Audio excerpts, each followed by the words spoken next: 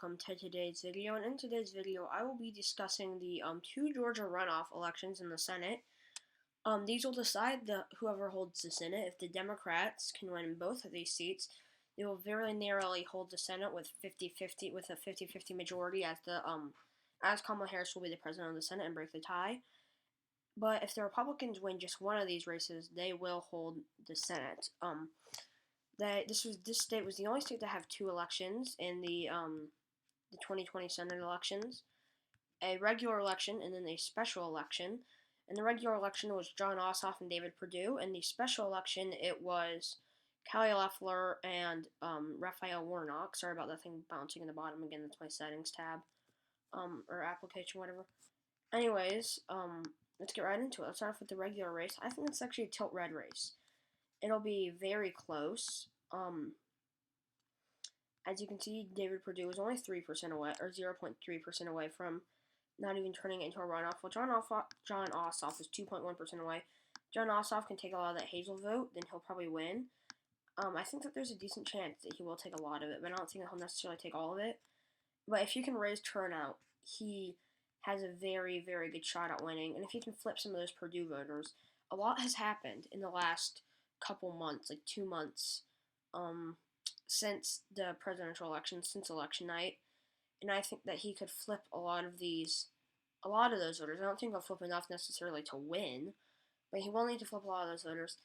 But early turnout is actually incredibly high for early voting. If you look at the numbers, the Democrats are actually winning in both of these seats at the moment. Unless I don't know they will win in both of these seats, but I think that there's a decent chance, especially if turnout remains as high. If turnout remains as high, they're going to win. I don't have a doubt in my mind that if turnout remains as high, they're going to win. The only problem is keeping turnout that high, and I don't necessarily think that they can do that.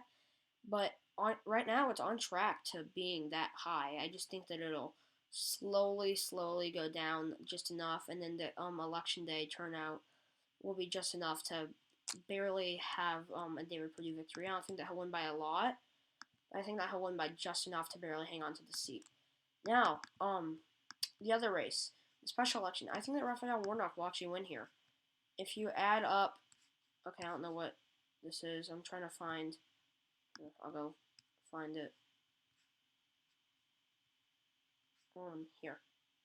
Full details. That's my bad. I accidentally clicked on this, I guess. Anyways, if you look at this race, oh, I guess I should have just gone to this one. But in the special election, Raphael Warnock won, not by a load, but he did win. Was not nearly enough to not take it to a runoff. He would have needed a lot more of that vote, which he could not get. And I believe when you add up all the Democratic votes, he is already at 48.4%, which is a lot better than what Jon Ossoff was at.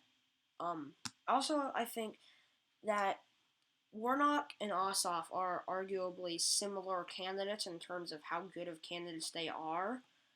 They're both pretty decent candidates, but Kelly Loeffler is a really bad candidate. I mean that she is a terrible candidate. She's in a state that rejected Donald Trump. She's trying to cling on to him, and that's just not gonna work. You don't do that. If the state, one of the biggest reasons that the state, obviously high turnout carried the state, but another thing was a lot of those voters would not have voted for Joe Biden had he not been running against Donald Trump. And clinging on to a president that the state already rejected is an awful, awful strategy. He's not on her page of people that have supported her. I don't remember the word. I keep on forgetting the word whenever I'm making YouTube videos. I don't know why. Why I keep on forgetting these words, but she doesn't have him on her page of people that have endorsed. That's what I don't know why I keep on forgetting these words. She does not have him on the page of people that have endorsed her.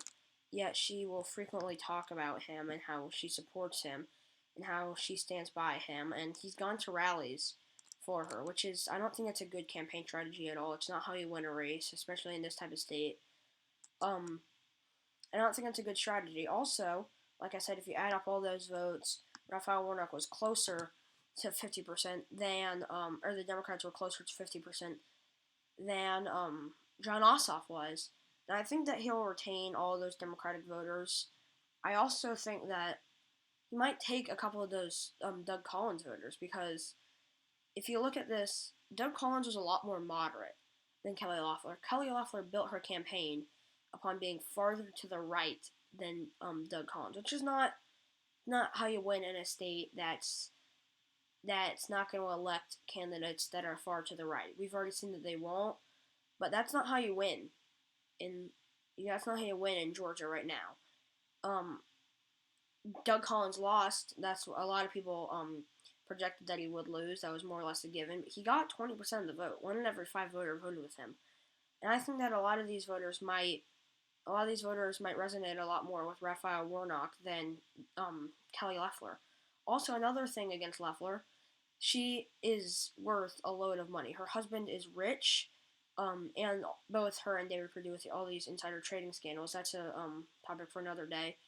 But I don't know that she resonates too well with voters. She recently put out an ad. I don't remember how recent it was, but it was relatively recent, saying that she knows what it's like to wait for that next paycheck. No, you don't. You're worth $500 million. You're rich. You're not going to resonate with a lot of these Georgia voters. She just seems too high class for a lot of these Georgia voters. It's just not going to work with a lot of these Georgia voters.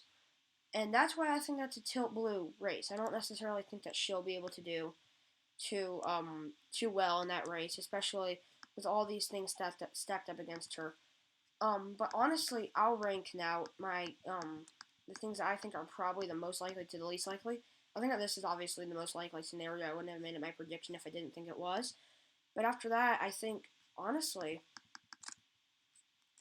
2 Democratic senators coming from Georgia is the most likely scenario after that. The polls have been really on and off, and they've been flip-flopping. I don't think that polls are really trustworthy.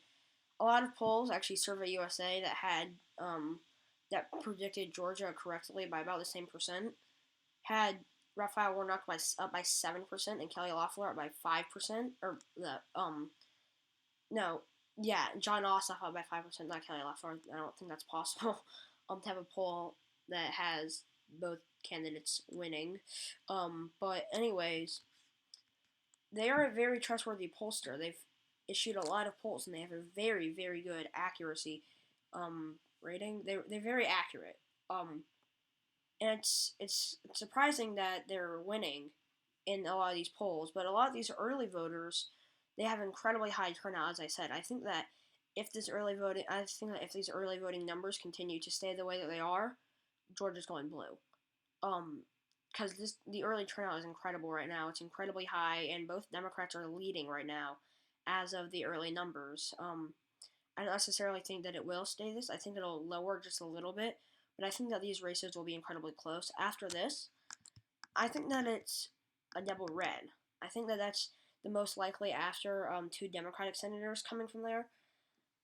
Just because the only other scenario would be John Ossoff winning in the regular election, while Kelly Loeffler wins in the special election.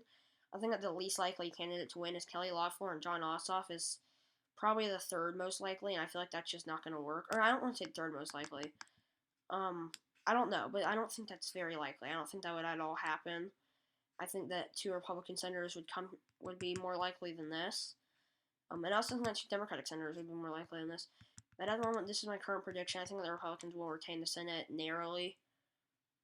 Very, very narrowly, by thousands of votes, not by a lot. But I think that they will retain the Senate, nonetheless. But yeah, thanks so much for watching. Please like and subscribe. And I will see you in my next video, whenever that may be. Bye.